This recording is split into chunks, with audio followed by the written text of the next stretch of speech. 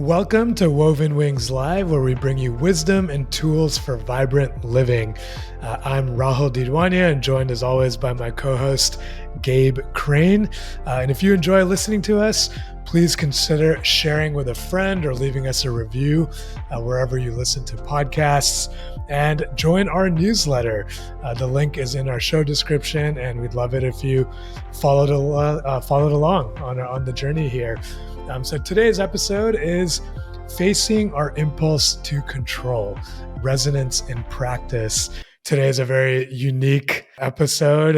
We're taking a very different approach. We're going to be diving into some different things, and would love to hear you speak to that a little bit. What is this topic, the impulse to control? What does that mean to you? And how are you thinking about our conversation today? Today is more about practical application, about exploring and experiencing some of those concepts that we laid out last time, but in more of a lived manner. On that, I want to start by just acknowledging and honoring you, because I think you're the guinea pig, as you said.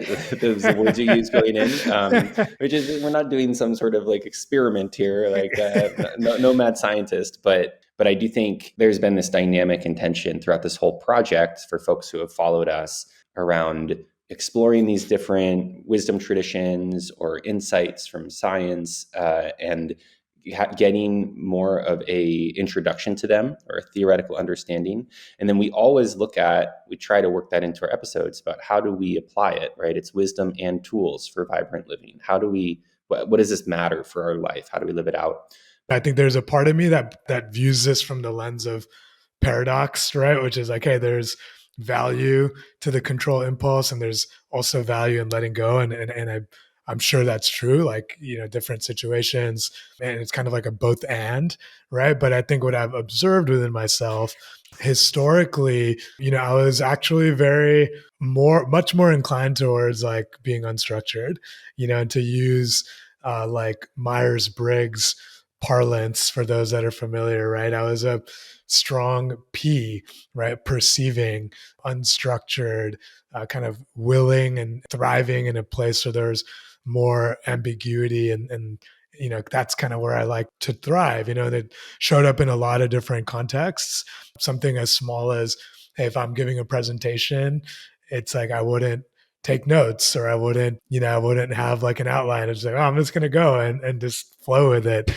I think it's very true what you said about the paradox and the balance. We need structures, we need tools, and we have a natural impulse to order and direct our environments, which includes our inner state. Right, and taking me out of the place where I can actually engage in these processes in a joyful, positive, curiosity-driven, growth-driven place that's also more effective, in that way. One of the main things I hear in your description is that external orientation that we often adopt of like, okay, I'm trying to solve for this thing, and I have these responsibilities to people outside of myself and to this work, to this relationship. And so I become more and more externally oriented. I need to do this and that to have an impact on the environment.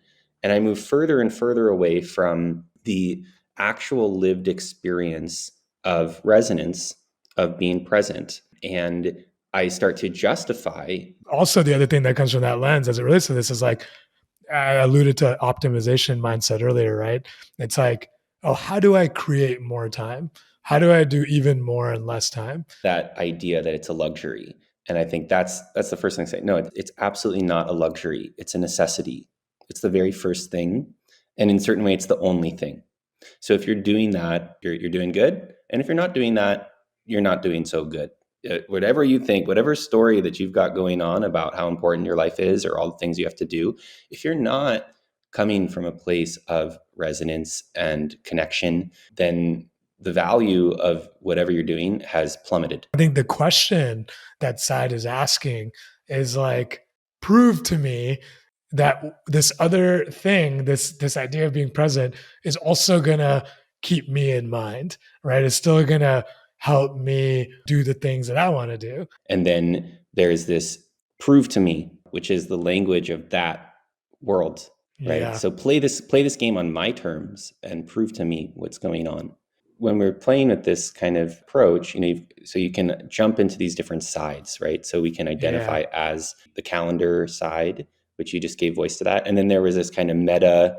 Let's go over to the other side. Let's see if we can actually be with that component of your experience of the resonant.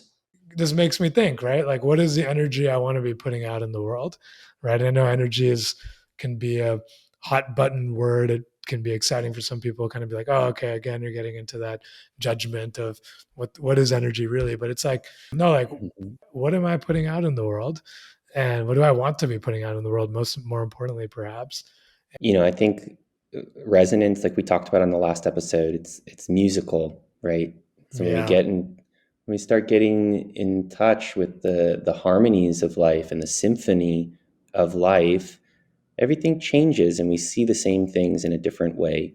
And there is this, when we're not there, things seem more adversarial, more dualistic.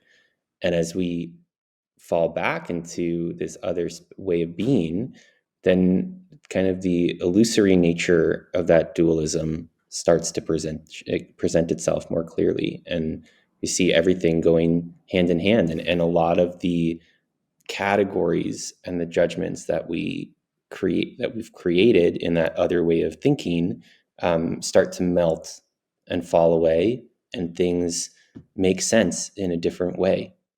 What I believe, that's where we put our focus.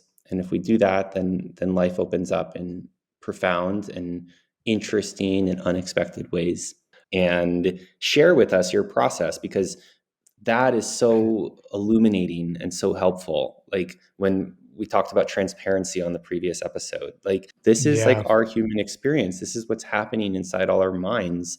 And when we don't take the time to unpack all that, like it just becomes like the structure by which we end up making a lot of decisions, and those decisions and taking actions, and those things have effects, and they cause ripples, and sometimes they cause harm.